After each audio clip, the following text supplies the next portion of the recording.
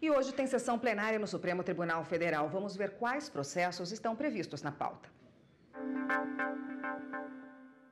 Matéria penal é o primeiro tema da pauta da sessão plenária desta quarta-feira, com um único processo. Uma medida cautelar em arguição de descumprimento de preceito fundamental contra a resolução da Assembleia Legislativa do Estado do Rio de Janeiro, que revogou as prisões dos deputados Jorge Pisciani, Paulo Melo e Edson Albertassi, decretadas pelo TRF da 2ª Região. O segundo tema do dia é direito eleitoral em matéria política. São 3 medidas cautelares em ações diretas de inconstitucionalidade.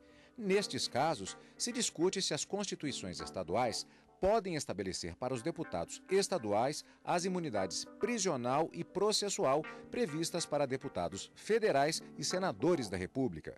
Mais informações sobre a pauta de julgamentos no site do Supremo Tribunal Federal, stf.jus.br. Bom, Gisele Reis, a consultora jurídica da TV Justiça, está aqui para comentar a sessão de logo mais à tarde no Supremo Tribunal Federal.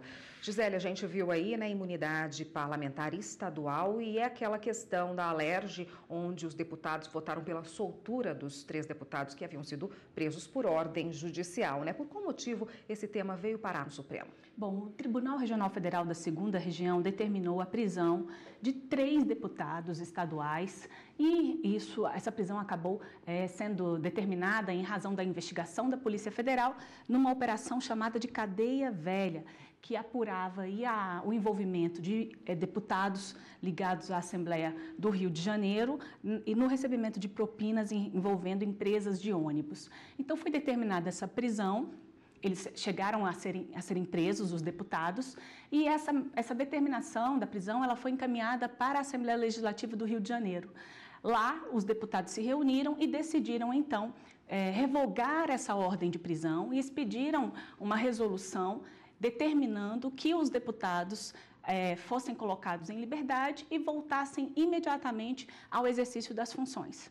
Então, com base nessa resolução que foi editada pela Assembleia Legislativa do Rio de Janeiro, a Procuradoria-Geral da República ajuizou aqui no Supremo Tribunal Federal uma arguição de descumprimento de preceito fundamental, alegando que essa resolução ela ofende princípios fundamentais previstos na Constituição Federal e até mesmo acaba comprometendo a separação dos poderes e as instituições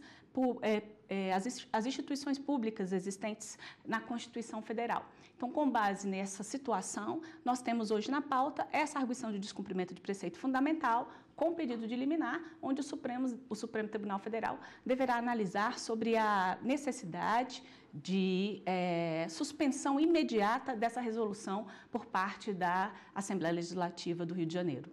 Quais são as prerrogativas previstas para parlamentares? Érica, a Constituição Federal, ela trata das prerrogativas lá no artigo 53.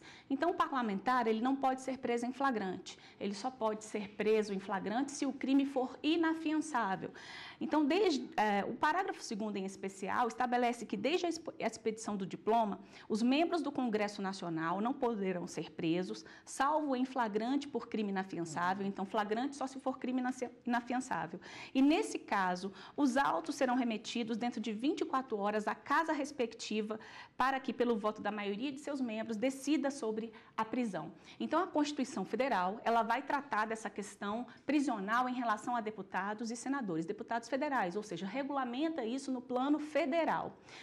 O problema é que nós temos muitas constituições estaduais que acabaram reproduzindo esse dispositivo até em razão de um artigo da Constituição Federal, que é o artigo 27, que diz que no âmbito tanto o sistema eleitoral, as imunidades de deputados federais se aplicariam aos deputados estaduais. Então, a grande discussão é exatamente saber se essa prerrogativa prevista no plano federal, para deputados federais e senadores, se aplica ou não aos deputados estaduais e a vereadores. O Supremo Tribunal Federal analisou em outubro a ação direta de inconstitucionalidade 5.226, que tratou daquele caso do Aécio.